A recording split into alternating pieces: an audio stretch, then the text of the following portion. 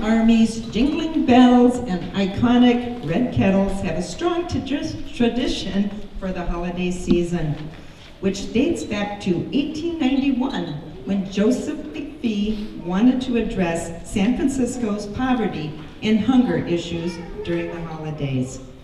To fund his goal of feeding 1,000 people, he placed a pot at the Oakland Ferry landing with a sign that read, "Keep the pot boiling." This campaign was designed and remains today as a means where people can give small amounts of money to help feed the hungry, where all donations stay local.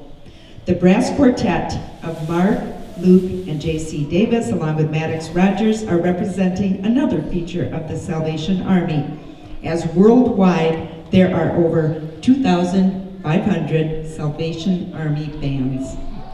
Here in Haines, 2023 will mark the 99th anniversary of Salvation Army, and as a tribute to them and all of their good works, I ask that you give another round of applause to Captain Kevin Woods and the Brass Quartet.